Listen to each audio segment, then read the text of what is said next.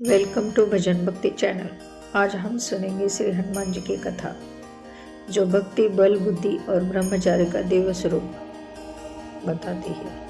भगवान हनुमान हिंदू धर्म के उन महान देवताओं में से हैं जिन्हें राम भक्ति, अद्भुत बल, तीव्र बुद्धि और अटूट सेवा भावना का प्रतीक माना जाता है। वे वानर रूप में जल में, परंतु उनके गुण देवताओं से भी श्रेष्ठ थे। हनुमान जी को पवन पुत्र, अंजनी पुत्र, महावीर, बजरंगबली, संकट मोचन जैसे अनेक नामों से जाना जाता है।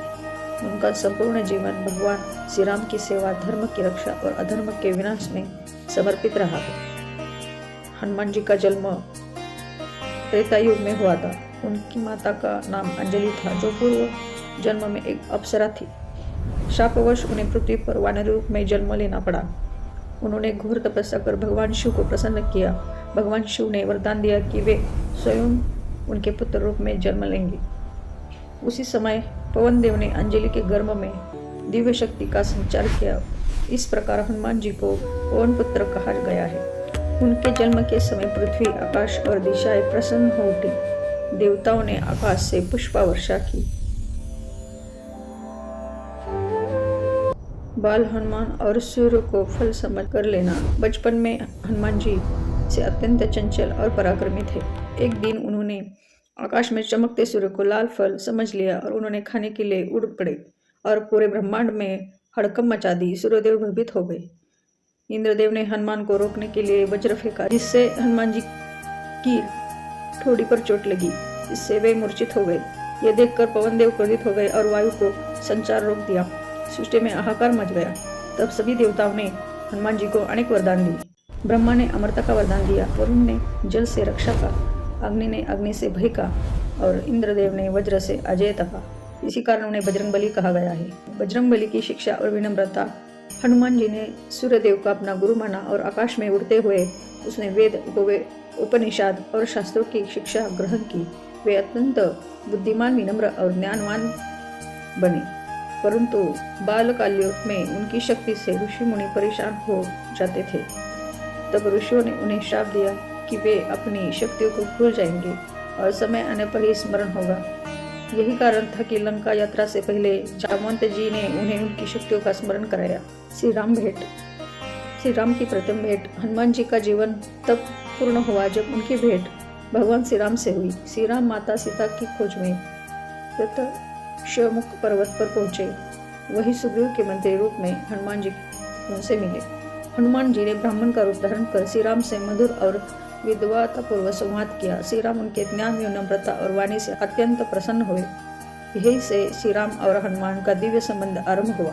सीता माता की खोज और समुद्र लंघन। जब रावण ने माता सीता का हरण कर उन्हें लंका में बंदी बना लिया, हनुमान जी को उनकी खोज का कार्य सौंपा गया। जामवंत जी ने उन्हें उनकी भूली हुई शक्तियों का स्मरण कराया। हनुमान जी ने विशाल रूप धारण कर समुद्र को एक छलांग में पार किया।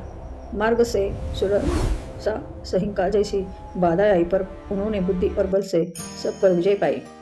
लंका पहुंचकर उन्होंने अशोक वाटिका में सीता माता को देखा और उन्होंने श्री राम के अंगूठे देकर अपनी पहचान बताई। माता सीता ने हनुमान जी को आशीर्वाद दिया। फिर हनुमान जी ने लंका में रावण के पुत्र अक्षय कुमार का वध किया।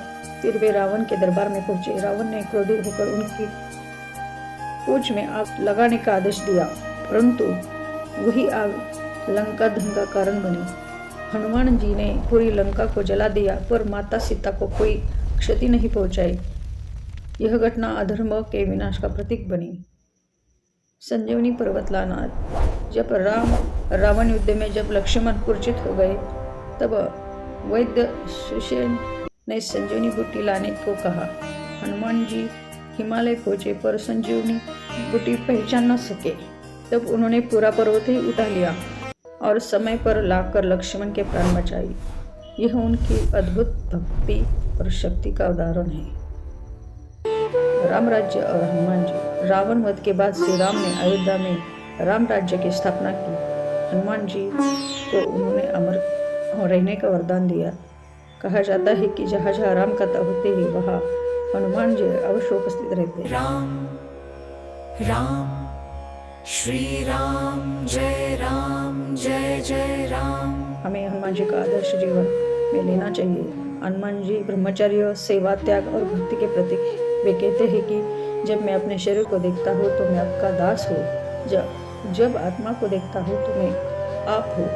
हनुमान जी की पूजा का महत्व है कि भय और संकट दूर होते हैं, नकारात्मक शक्तियों से रक्षा होती है, बल बुद्धि और साहस की प्राप्ति होती है। हनुमान चालीसा और बजरंग बाण का पाठ विशेष फलदायी माना गया है।